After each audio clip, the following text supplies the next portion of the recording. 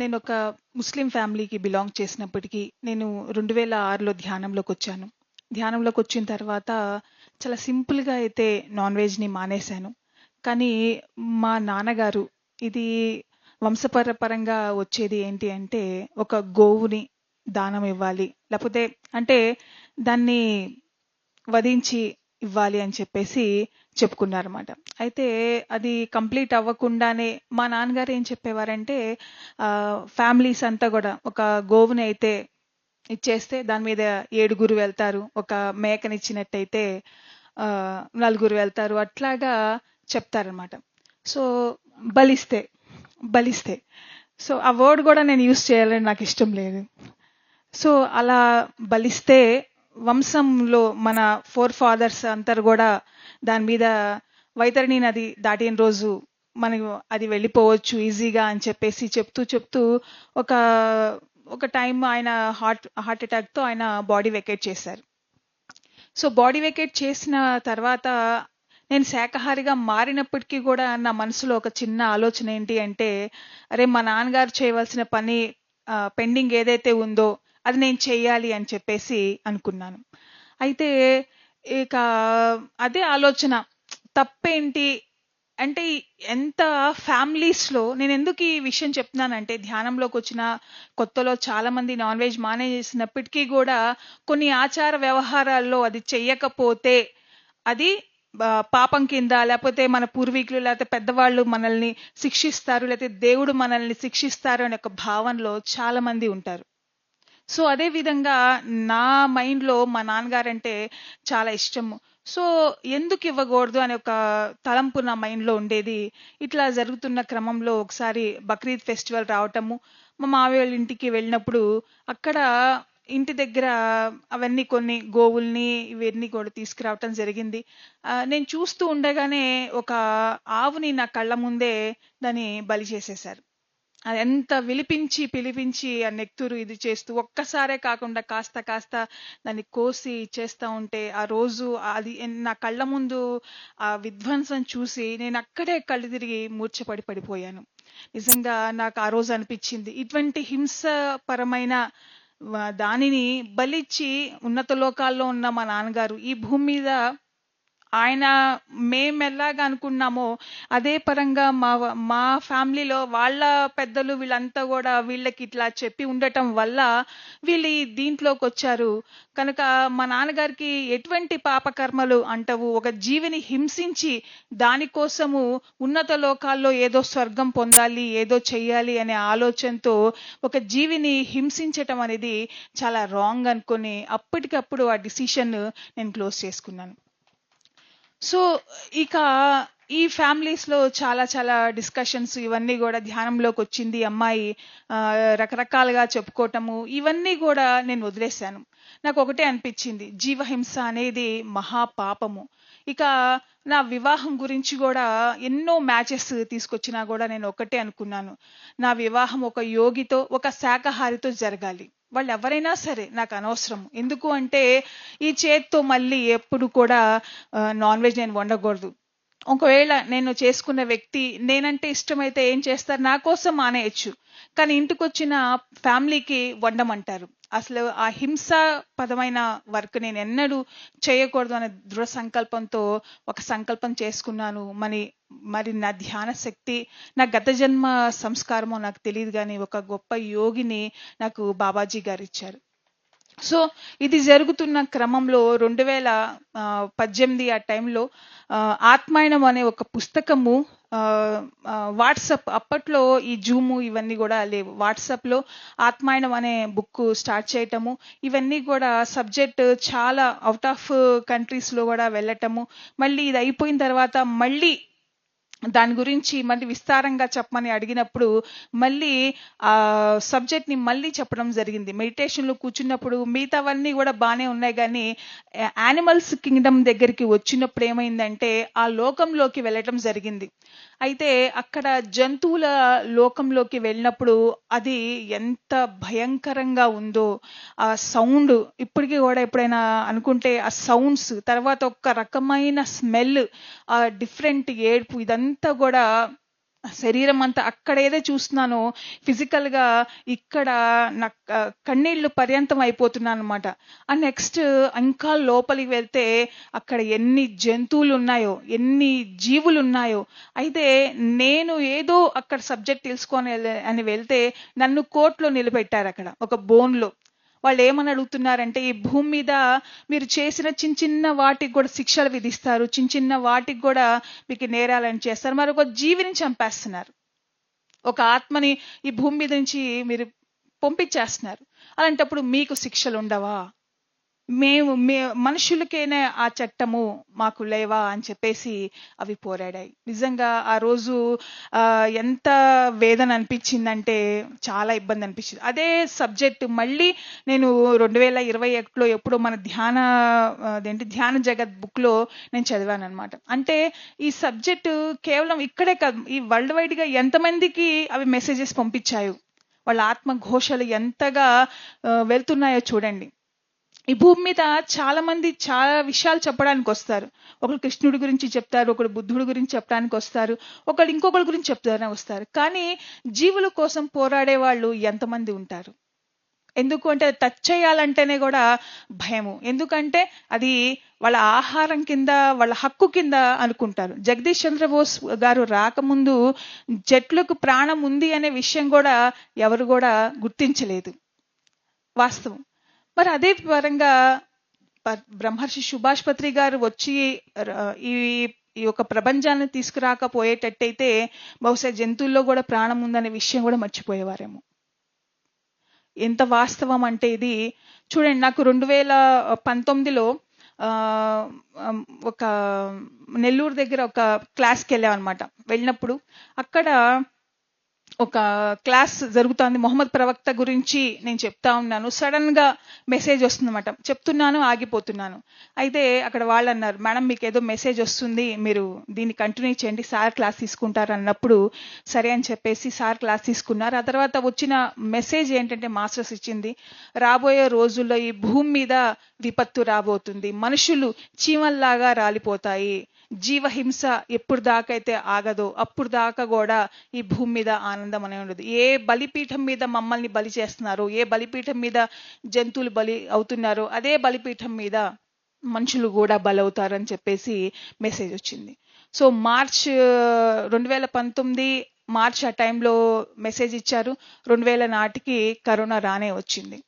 So అట్లాగా ఈ జీవులు ఇప్పుడు ఈ భూమి మీద ఎంతో ఘోషణ అనుభవిస్తున్నాయి. ఇంకా నేను చెప్పాలంటే ఇది నేను ఎక్స్ప్లెయిన్ చేయకూడదు. విజయవాడలో ఒక దర్గా ఉంది. ఆ దర్గా దగ్గర రంజాన్ నెల వస్తుందంటేనే నాకు దుఃఖం వచ్చేస్తుంది. రంజాన్ నెల, బక్రీద్ మాసం వస్తుందంటే. సో అక్కడ దర్గా దగ్గర కొత్తగా ఒక నాన్ వెజ్ది పెట్టారన్నమాట. చిన్న చిన్ని కవిసి పిట్టెలు, అవి చిన్న చిన్నగా ఉంటాయి, అవన్నీ బోన్స్లో అవన్నీ పెట్టి ఉంచుతారండి. అయితే ఎవరైనా వచ్చి, ఒక ముస్లిం ఫ్యామిలీ లేకపోతే ఒక హిందూ ఫ్యామిలీ, ఒక క్రిస్టియన్ ఫ్యామిలీని కదా, ఈరోజు నాన్ వెజ్ ఎంతగా మనుషుల్లో అయిపోయిందంటే అది వాళ్ళ ఆహారం కింద అనుకుంటున్నారు, కానీ వాటిలో కూడా ప్రాణం ఉందనే భావన ఎవరిలో కూడా కలగట్లేదు. వచ్చి నిలబడతారు. కొన్ని పక్షుల్లో అక్కడ ఉంటే వాళ్ళు ఫలానా పక్షి ఏదైతే బలంగా ఉందో ఆ పక్షి కావాలంటాం. అప్పటికప్పుడు అక్కడ ఎట్లా ఉంటుందంటే ఒక పక్క అదేంటి మసాలాలు రెడీ అవుతుంది, ఇంకో పక్క ఏమో నూనె కాగుతూ ఉంటుంది, ఇంకో పక్క ఏమో వేడివేడి నీళ్లు కాగు పెడతా ఉంటారు అనమాట. వాళ్ళు వచ్చి అడిగితే వెంటనే ఆ పక్షిని తీసేసుకొని ఆ వేడివేడి కాగే నీళ్లలో వేస్తారు. మళ్ళీ తీసి ఇంకొక పర్సన్ అవి ఈకలు పీకేస్తే ఒకళ్ళు మసాలా దంటించి ఆ నూనెలో వేపేసేస్తారు. చూడండి ఎంత వేదన. ఆ పక్షులు కళ్ళ ముందే వాటిని హింసించి అవి ఆహారంగా తీసుకుంటా ఉంటే, ఏ ఆహారం అయితే మీరు తీసుకుంటున్నారో అదే మీ జీవితాల్లో అప్లై అవుతాయి. ఏ బాధనైతే మనం ఒక జీవికి ఇస్తామో అదే బాధ మన జీవితంలో వస్తాయి. ఒకప్పుడు పూర్తి ఆయుష్కులు 100 సంవత్సరాలు ఇంకా పైనే ఉండేవాళ్ళు. మరి ఈరోజు పిల్లల్ని చూస్తూ ఉంటే చాలా షార్ట్ టైంలో వెళ్ళిపోతున్నారు. ఎందుకు వెళ్ళిపోతున్నారు అంటే మరి వాళ్ళు తీసుకునే ఆహార విధానం కానీ, వాళ్ళ జీవిత శైలి కానీ, ఇవన్నీ కూడా మనం చూసుకున్నట్టయితే ఎంత మార్పులు రావాలి. అందుకే పత్రి సార్ అంటారు, చిన్న పిల్లల నుంచి కూడా ధ్యానం నేర్చుకోవాలని. పిల్లలు అక్కడ భోజనశాల దగ్గర చిన్న చిన్న పిల్లలు కూడా ఆర్గనైజ్ చేసే విధానం చాలా బాగుంది అనిపించింది. ఎవరికి ఏది కావాలి, ఏది పెట్టాలి, ఇవన్నీ కూడా అంత అంటే చిన్న ఏజ్ లో. అందుకే ఆధ్యాత్మికత అనేది మన పిల్లలకి ఏది మనం బోధిస్తామో అదే మన జీవితంలో వస్తుంది. నా చిన్నతనంలో మేము తిరుపతి మా మావయ్య గారి వాళ్ళ పెళ్లికి వెళ్ళామన్నమాట. వెళ్తే అక్కడ ఈ ఈ మ్యూజిక్ ఇదంతా కూడా నేను విన్నప్పుడు టెంపుల్కి వెళ్దామంటే మా మదర్ అన్నారు, మా ఫ్యామిలీ మా మాయ వాళ్ళు, మన ముస్లిమ్స్ మనం గనక గుళ్ళు గోపురాలకు వెళ్తే అవి మన కళ్ళు కాలిపోతాయి, మన నాలుగు కాల్చేస్తారండి ఇట్లాగా. అంటే ఒక భయాన్ని, ఒక అజ్ఞానమైన ఒక సబ్జెక్ట్ ని మనలోకి ఫ్యామిలీలో పంపిస్తున్నారు. ఆహార విషయంలోనైనా సరే, అది ఇతర సరైన నాలెడ్జ్ ఈ రోజుల్లో ఎవరు కూడా ఇవ్వట్లేదు. ఎందుకు అంటే అది వాళ్ళకు కూడా తెలియదు. వాళ్ళు తెలిసి చెప్తున్నారంటలేదు, వాళ్ళకు కూడా తెలియదు. వాళ్ళ ఫ్యామిలీస్ నుంచి, వాళ్ళ దగ్గర నుంచి ఏదైతే వాళ్ళు తెలుసుకున్నారో అదే శాసనం, అదే శాస్త్రంగా చెప్తున్నారు తప్ప సత్యాన్ని ఎవరు బోధించలేకపోతున్నారు. మరి అదే విధంగా ఆ టైంలో నేనైతే అక్కడ టెంపుల్లో వెళ్ళలేకపోయాను. కానీ 2012 ఆ టైంలో నాకు ధ్యానంలో కూర్చున్నప్పుడు మరి వెంకటేశ్వర స్వామి దర్శనం ఇవ్వటము, దర్శనిచ్చి అన్నారు నాతో. నేను అన్నాను అనమాట, ఎలా నాకు దర్శనం ఇచ్చారంటే, సాయంత్రం వేళ అవుతుంది, నేను మెట్లు అంటే వేరే మెట్లు దారి నుంచి ఎక్కువస్తున్నాను. అయితే ఆ టెంపుల్లో నుంచి ఒక పొడుగాటి వ్యక్తి అనమాట, చాలా హైట్ గా ఉన్నారు, నామాలు వేసుకొని, ఒక గావంచా వేసుకొని మెట్లు దిగి వెళ్ళిపోతా ఉంటే ఆయన భుజం నాకు తగిలింది. ఆయన శరీరంలో ఆ యొక్క కళ్ళు మెరుస్తూ, ఆ కళ్ళు నేటికి కూడా నాకు గుర్తే. నేను వెంటనే నా చేతులు రెండు జోడించి, స్వామీజీ నన్ను మీతో తీసుకెళ్ళిపోండి, నేను మీతో వచ్చేస్తానంటే ఆయన అన్నారు, అమ్మా నువ్వు ఈ భూమి మీద చేయవలసిన పనులు చాలా ఉన్నాయి, అవి పూర్తయ్యాక నువ్వు కాదు నేను తీసుకెళ్తా అని చెప్పేసి మాట ఇవ్వటము. ఆ తర్వాత మళ్ళీ 2021-22లో తిరుపతిలో మాది క్లాస్ జరిగింది. చిత్తూరులో 3 రోజులు జరిగింది. తిరుపతిలో మరి ఒకళ్ళు తెలిసిన వాళ్ళ ద్వారా స్వామి గారిని ఇంత సమీపంలో చూడటం జరిగింది. ఆ తర్వాత బయటకు వచ్చిన తర్వాత అలర చంచలమైన ఆ పాటను పాడి నేను స్వామి వారికి పాడి వినిపించటము, పూల వర్షం అంటే సన్నటి తుప్పర మేమున్న ఆ ప్రాంగణంలో పడటము నిజంగా ఏ జన్మ సంస్కారమో మరి తెలియదు. అట్లాగే స్వామీజీని హిమాలయాస్కి వెళ్ళినప్పుడు పాండుకోలిలో కలిసామన్నమాట. కలిసినప్పుడు నైట్ అంతా సో స్వామీజీ చాలా మంది వచ్చేసి వాళ్ళకు పిల్లల గురించి, తర్వాత వాళ్ళ ఆస్తిపాస్తుల గురించి రకరకాలుగా దాని గురించి చెప్పినప్పుడు నేను వచ్చి కూర్చున్నప్పుడు నన్ను చూస్తూనే అన్నారు స్వామీజీ, నువ్వు గత జన్మలో తంత్ర విద్య చేసావు. ఏహేనా స్వామీజీ? తంత్ర యోగ సాధన. సో నీ గత జన్మలో నువ్వు తంత్ర సాధన చేశావు, ఈ జన్మలో గనక నువ్వు సాధన చేసినట్టయితే నీ సబ్జెక్ట్ అంతా నీకు వచ్చేసిద్ది, దాని మీద కూర్చో అన్నారు.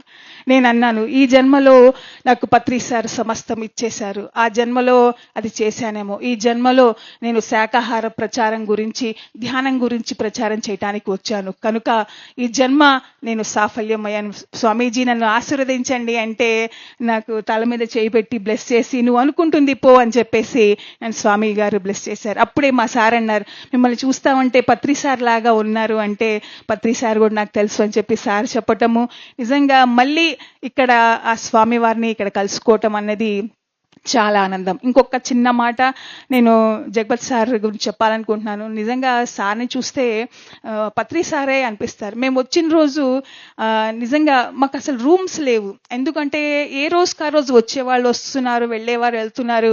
అసలు సార్కి ఎంత తపన అంటే, అరే వీళ్ళు వచ్చారు, వీళ్ళకి ఎక్కడో చోట రూమ్ అకామిడేషన్ చేయాలి, ఎక్కడో చోట పిల్లలు మన దగ్గరకు వచ్చారు. ఆ ప్రేమ నిజంగా మా నాన్నగారిని తలపించినట్టు అనిపించింది. నిజంగా నాకైతే ఇప్పుడు కూడా అనిపిస్తుంది, నిజంగా వాళ్ళ పాప ఎంత అదృష్టం.